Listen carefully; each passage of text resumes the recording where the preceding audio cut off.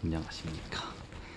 지금 요즘에 패션의 탄생이라는 책을 읽고 있는데, 제가 좋아하는 루이비통 얘기가 있는데, 루이비통 얘기가 너무 재밌어서 한번 영상을 찍어 보려고 합니다.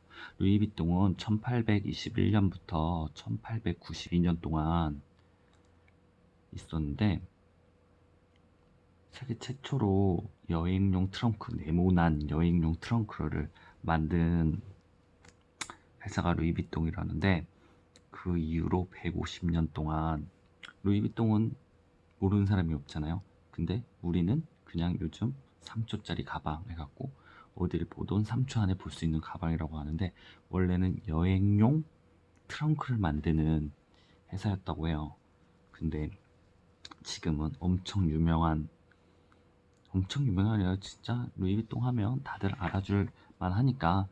근데 루이비통은 어릴 적 꿈은 목수가 되는 게 꿈이었대요. 나무를 만드는. 그 이유가 아버지가 목공소를 운영해가지고 아버지를 따라 목공소가 되는 게 꿈이었는데, 14살 됐을 때 루이비통이 그냥 자기 고향이 너무 작다라는 생각이 들면서 파리에 가서 사람들 많은 곳에서 살고 싶다는 생각을 해가지고 파리로 간다고 했는데, 부모님이 너 혼자 거기를 어떻게 갈 거냐, 얼마나 멀리 걸리는데 하는데, 루이비통은 1835년에 자동차는 물론이야 기차와 대중적이지 않은 시기였을 때 혼자 걸어서 파리를 간다고 하면서, 파리를 가면서 너무 많은 사람들도 만나고 400km나 되는 거리인데 자기가 파리를 간다고 하다가 가는 길에 식당이나 마구간 같은 데 들려가지고 일을 하면서 1년 만에 꿈에 그리던 파리에 도착을 했대요. 파리에 도착해서 감탄하는 것도 잠시 먹고 살아야 되는데, 마르샬 가방점이라는 곳에서 일을 하려고 갔는데, 거기서 가방을 만들어 본 적이 있냐? 근데 나는 가방을 만들어 본 적이 없다. 목수밖에 해보지 않았다. 그래서 그러면 이 가방 만드는 가게에서는 옛날엔 짐을 싸주는 걸 했나 봐요.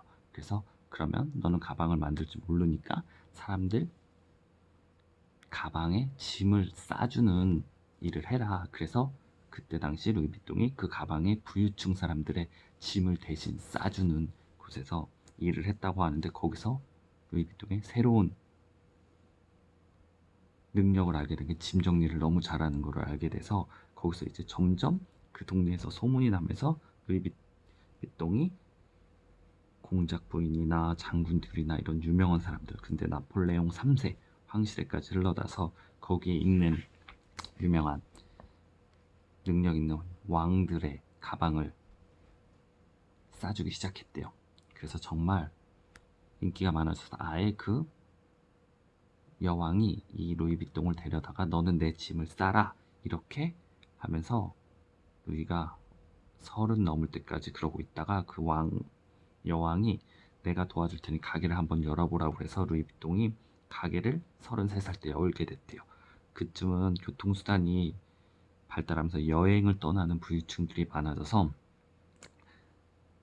캐리어, 가방, 박스를 했는데, 그 가방이 네모난 박스인데 위에가 천장이 이렇게 동그란 거였대요. 그래가지고 차곡차곡 쌀 수가 없어서 루이비통이 이렇게 밑에는 네모난데 위에가 동그라니까 이 박스는, 트렁크는 힘들다. 그래서 네모난 트렁크를 만들기 시작해가지고 루이비통이 만든 박스는 층층이 쌀 수 있게 되면서 많은 부유층들이 이 가방이면 여러 개를 쌓아서 다닐 수 있겠다라는 생각이 들어서 만들게 되면서 루이비통이 점점 유명해지기 시작하고, 가게를 오픈한 지 5년 만에 공장을 세우고 수백 명의 직원을 거느리게 되면서 사업을 번창하고 아버님까지 와서 박람회 같은 데서 상도 받고 눈부신 성장을 하고 있는데, 그러다가 점점 짜퉁이 많이 나오면서 루이비통이 만든 박스를 똑같이 짜퉁을 만드는 사람들이 나타나면서, 사람들이 그 루이비통 비싸니까 싼 거를 쓰자 하면서 가게를 너무 본따서 만든 데가 많아서 이제 하다 안 되겠다 해서 무늬를 놓아야겠다 해서 트렁크에 무늬를 놓아서 만들어서 줄무늬 트렁크를 탄생했는데, 아니나 달라 줄무늬 트렁크까지 또 사람들이 베끼기 시작한 거야. 그래서 이렇게 하면 안 되겠다 하면서 그러면은 새로운 디자인을 만들어서 할 수 없게 체크 무늬, 격자 무늬를 넣자 해서 만들어진 게 우리가 루이비통 하면 누구나 아는 가방이죠. 다미의 패턴이 나온 거래요. 그래서 체크 무늬의 다미의 패턴이 나와서 또 많은 사람들이 그거를 이용하고 다니게 되는데, 그것 또한 또 체크 무늬 또한 사람들이 따라하게 되면서 자기 아버지의 머리인 루이와 자기 이름의 비통을 따서 LV 마크를 넣어서 따라하지 못하게 만들어야겠다. 그렇게 하면서 만든 게 모노그램이 탄생한 거래요. 그래서 세계에서 유명한, 우리가 누구나 보면 LV라고 써있는 그 모노그램 로고를 만들어지면서 그거를 상표 등록을 하면서 사람들이 못 따라하게 만들었는데, 그러면서 처음으로 그걸 따라한 사람을 법정에서 그 사람이 유죄가 판결되면서 루이비통을 못 따라하게 하면서 그 후로 많은 인기를 나누면서 주전자와 찻잔을 만드는 트렁크 세트도 만들고, 여행에서 타자 칠 수 있는 타자를 갖고 다닐 수 있는 거를 만들면서 점점 루이비통은 성장을 했죠. 그래서 그러다가 어떤 한 사람이 자기가 3년 동안 여행을 가게 되는데 3년 동안 잘 갖고 다닐 수 있는 가방을 만들어 달라고 그랬대요.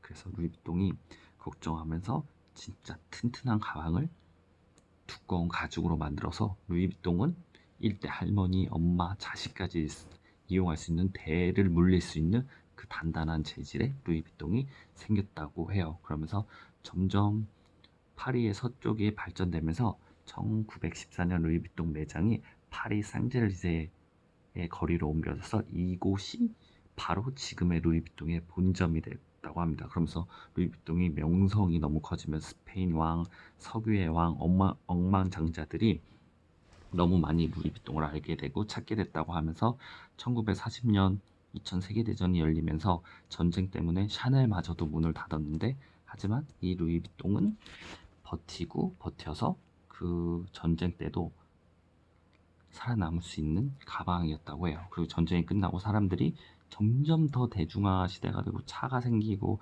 교통수단이 생기면서 사람들이 이제 딱딱한 트렁크 가방을 갖고 다니고 싶지 않아 해서, 그때 이제 루이비통은 나이가 들고 어린 아들이 루이비통을 얇은 가죽이 아는 거로 얇은 거를 만들어내면서 점점 우리가 아는 루이비통 백들이 나오기 시작했대요. 그래서 이제 딱딱한 트렁크만 만들다가 이제 점점 백을 만들면서 사람들이 이제 더 많이 그 트렁크였는데 이제는 작은 가방을 갖고 다닐 수 있네 하면서 점점 유명해져서 우리가 아는, 지금 알고 있는 그런 루이비통 가방들이 계속 출시가 되는데, 점점 시대가 흘러가니까 1980년대가 되고 사람들이 이제 루이비통이 한물 같다, 너 아직도 그런 촌스러운 가방을 들고 다니냐, 이런 얘기가 나오면서 점점 촌스러운 분위기가 되고, 점점 루이비통이 인기가 없어지고, 아들이 했던 걸 계속 대물림 받으면서